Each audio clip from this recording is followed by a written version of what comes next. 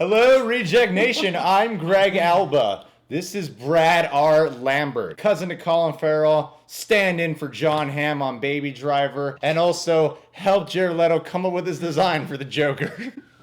He is all three. Yeah. Sirens. Someone's looking for you, Brad. That's the joke.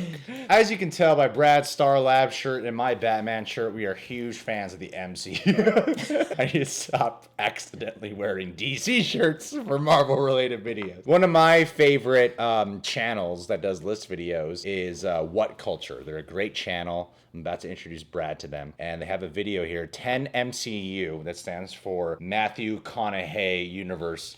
Plot holes that aren't actually plot holes. That was a great joke. Don't steal it. That was terrible. That was great. That was horrible. That was a fantastic joke. I like really appropriate age-friendly humor.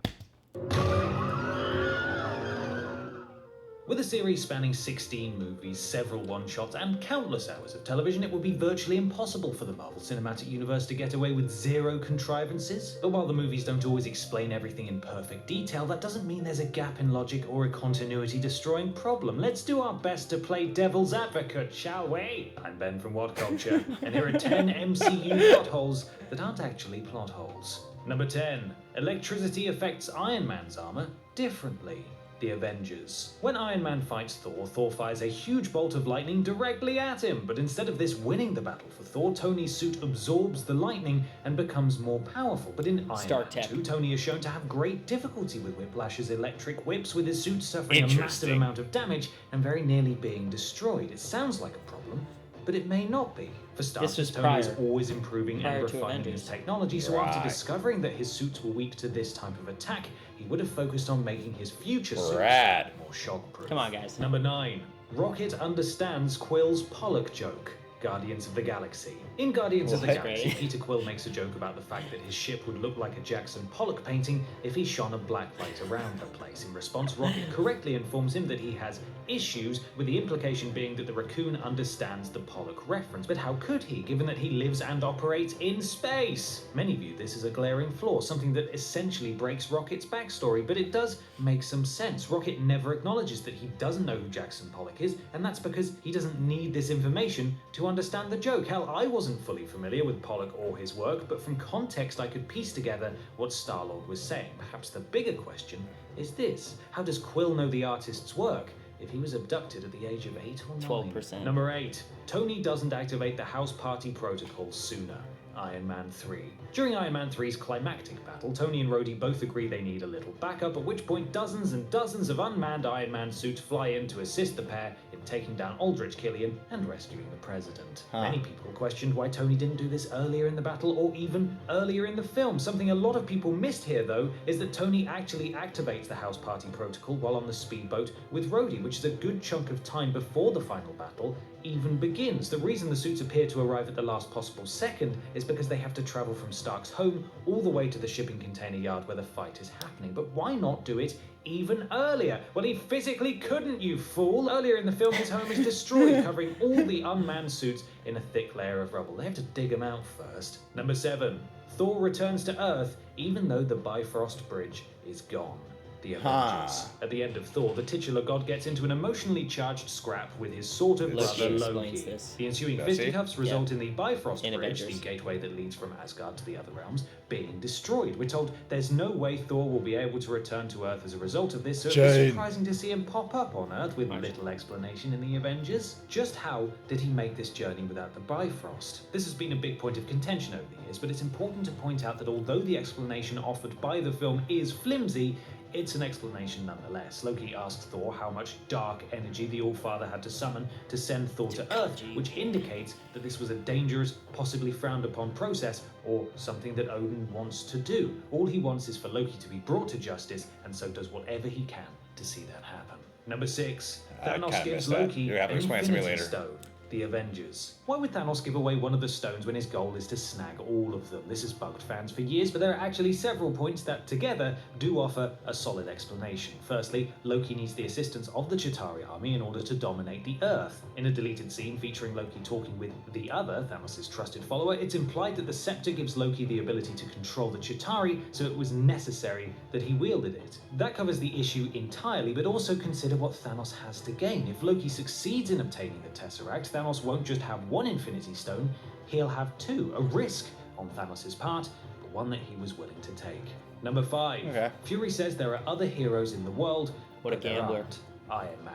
In Iron Man's post-credit scene, Nick Fury mysteriously appears in Tony Stark's home asking him, "You think you're the only superhero in the world?" The implication here is that Fury knows about the other superheroes and enhanced individuals, but how could he, given that Iron Man was the first movie in the MCU, apart from the sort of Hulk film, and there were no references to other superpowered beings during its runtime? How is there already an Avenger initiative? This is easily explained. While Thor, Doctor Strange, Scarlet Witch, and a whole host of other heroes didn't show up until later, there were loads of heroes that Fury and S.H.I.E.L.D. would have had on their radar at the time this post-credits scene took place. Hawkeye and Black Widow were already working with Fury at the time, so there's two possible candidates They're not for the heroes. Avengers. Bruce That's Banner super. was being monitored, and we still have Yeah, Captain Branner Marvel was. to come, which is set in the 90s. Number 4. True. Zemo's plan doesn't make sense. Captain America Civil War.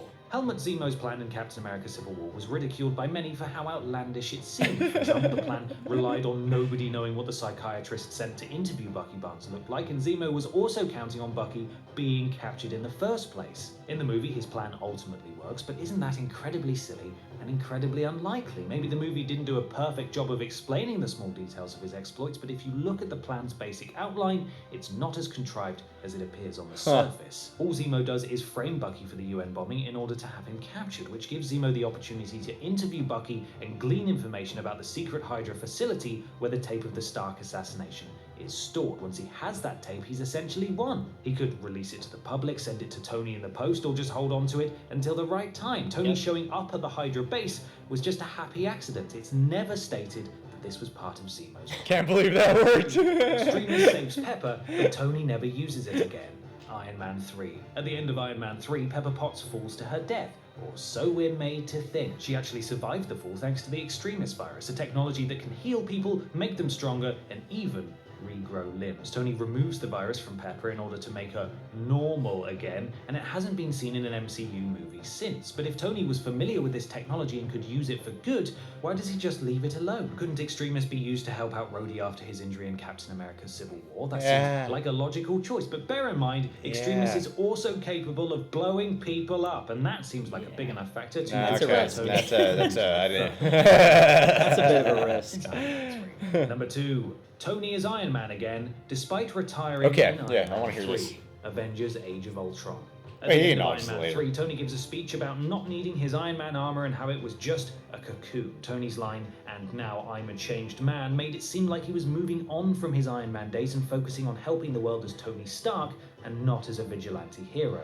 And then Avengers Age of Ultron happened and Tony was back in the suit, so what happened? Well, there's another line in his speech, "I am Iron Man," and while that could be taken to mean Tony views himself as a hero, whether he wears a suit or not, it could also be taken literally. He isn't outright abandoning the suits. His decision to remove the shrapnel and arc reactor is him burying the demons of his past, halting that over-reliance on his armor that plagued him throughout Iron Man 3. Age of Ultron does continue this story thread. Tony is working on Ultron, a global peacekeeping program that would remove the need for heroes, and while this plan goes wrong, the intent is still there.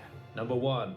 Banner suddenly learns to control his Hulk powers. The Avengers. This problem has been brought up time and time again since the Avengers first opened, but the moment in which Bruce Banner transforms into the Hulk and takes down a Chitauri Oh, he's angry. Leviathan while in full control of his actions is perfectly in keeping with everything we already know about the character. Bruce didn't suddenly develop this power right when it became useful. In fact, he can already control his Hulk transformations at the beginning of the movie. Right at the start of the film, Bruce angrily lashes out at Black Widow just so he can see her reaction. Would he deliberately make himself angry if he knew there was a chance the Hulk could be unleashed? Of course not, because he can already control his powers. Then flash forward to the time bomb argument scene. Here, Bruce literally says he will show the other Avengers that he can transform at will, but is interrupted by the beeping computer. The reason why Hulk turned aggressive on the helicarrier is because he was being manipulated by Loki and the Mind Stone, and Hawkeye's explosion caught him off guard. He only loses control due to the unprecedented nature of the circumstances. One of the but best usually, scenes ever. He's in full control of his abilities. And that's our list. Make sure you subscribe to the WhatCulture YouTube channel for more lists like this, and don't forget to visit whatculture.com for daily. Please subscribe to these guys. articles. I'm Ben. Please subscribe to these guys. All right, let's go through this list a little bit, Brad. What I loved of how they composed this list is every time they brought up the thing and they said why it sounds illogical, I always went, "That's true," and then they would explain it. I go, "I get it now." That is also That is also true. I should think about more things sometimes before I just jump to the conclusion that it's a flaw. Because you called that pretty quick. You were like, "No, that was before Avengers, so he must have developed the technology to be able to work with it, because that's the way Tony operates." Yeah, he's always looking to make the suits better. So in Iron Man 2, when he fought Whiplash and got his ass kicked, Avengers obviously took place after Iron Man 2, which makes sense that the suit would be more equipped to handle something like that. What about Rocket understanding Quill's Pollock joke? I still don't quite get it. As I feel like the way Chris Pratt says the line, I don't know who Jason Pollock was. I still don't. I like even hearing it now, I'm like, I don't get I the think joke. the context was in the blacklight comment. What's revealed with a blacklight, I think people are too focused on the Pollock aspect of that. Because we all know once you put a black light on something, what's going to be seen in that kind of context. So Yeah. I think that's why Rocket understood it. People who don't know who Pollock is, Yeah. fine. In that context, when he's talking about his adventures with women. Oh. Yeah. So it's not so much. People are getting hung up too much on the Pollock part of this. They're talking about white stuff. Yeah. Something I've never been able to produce myself. Jesus. It's really sad. I get tested. Moving on. They're right, because that makes you question more of, how did a 10-year-old boy know who Jason Pollock is? I'm a 27-year-old man, and I have no idea who Jason Pollock is. Tony doesn't activate the house party protocol sooner. I mean, even though they explain it here, you know, like how it gets buried and everything, wouldn't you think the suits can break through all the destruction that was going on? Then again, they do show that the suits easily fall apart.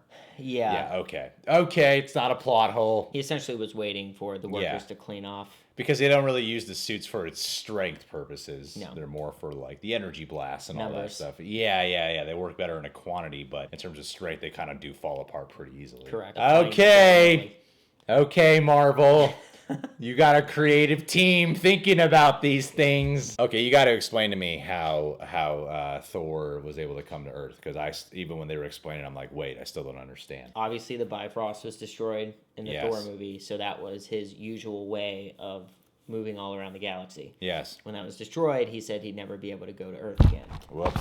But Odin, his father, the All-Father, he obviously has the ability to manipulate dark matter, which is dangerous, as Loki said. He was able to conjure up enough dark matter to transport Thor back to Earth. It was obviously a desperate scenario. How'd you pick up on all that?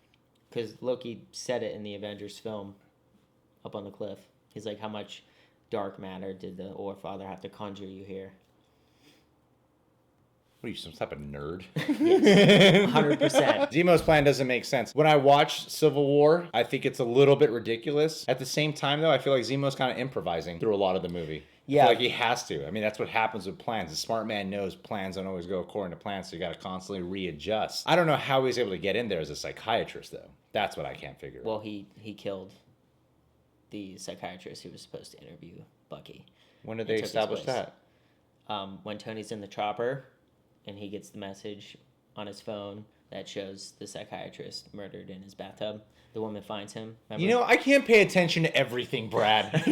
There's so much going on in that damn movie. No, yeah, but here's the main. His goal was to tear apart the Avengers. If he got that tape to show Tony to split Cap and Tony apart, that was the end goal. And when they broke it down in the video, it wasn't an accident. He was either going to release it to the media or whatever, but it just so happened that Tony and Cap showed up at the facility, so he just showed it to him there. It was easy. But that video obviously is what separated Cap and Tony because Cap knew the whole time that Bucky killed his parents. You know what I don't like about these Marvel movies? They expect me to be like a smart audience member. Yeah. They expect me to pay attention to like everything and pick up on little things that are clearly laid out in the dialogue. You're doing great. You can't respect your audience that much. I'm just saying. I'm just saying. I feel like we kind of learned about Banner because I have heard that complaint. Yeah. Inside of Avengers, when he, I'm always angry, and then he smashes it. I thought in the Incredible Hulk movie they show that he learned. It's there he figures out how to channel his power. Correct. At the end of the film. When he fights Abomination. Yes, but it's more towards the end of the film when he's sitting there. I think he's doing yoga, and he's sitting there and he opens his eyes, and that's the last shot of the film, and it's green. No, yeah. I mean, that makes it very clear that he's learning how to control his anger and he's learning when to activate it. When he fights Abomination, he has a clear goal to take down Abomination, and he's able to go through with that goal. Yeah. And in the end, he doesn't even kill him when he has the chance to. I don't really like the Incredible Hulk movie as a whole, but I really did like that last half hour. I thought the finale was really well done. I agree. I always thought that was a complaint that can be definitely disputed because they show that he's working on channeling and controlling it because he knows he can't get rid of it. So he's learning to work with it, and I felt like the Incredible Hulk set that up pretty damn well, actually. Yeah, and when he's pushed out of the helicopter, Banner says in the Avengers that he tries to kill himself by shooting himself in the head or in his mouth. He says the other guy spit it out. So he can't even... Yeah. Like, you can't so stop it, he has no choice but to work with it. So when he's pushed out of the chopper, I mean, the Hulk's going to essentially save him, right? I'm excited, though. Thor Ragnarok, he's been Hulk for a while now. Yeah. We've seen in pieces where he's speaking now. So he's kind of just... Yeah, I'm interested to see how they balance that with, like, him being in Hulk format for a lot of the movie and actually talking. Yeah, it's going to be fun. All right. Well, thanks, WhatCulture, for helping me understand these major plot holes that have completely ruined the MCU for me up until now. Thank you for opening his eyes. Yes, because up until then, I hated all MCU films, and now I understand them. They are brilliantly done. Subscribe to The Real Rejects. Click that notification bell. Brad R. Lambert clearly doesn't pay attention to movies as well as I do, but hey, do him a favor. Follow this producer/photographer friend of mine on Instagram. Producers are supposed to pay attention to the little things, Brad. There you go. Okay, you can learn a thing or two from this guy. You can learn a thing or two. All right, take care. Thanks, guys.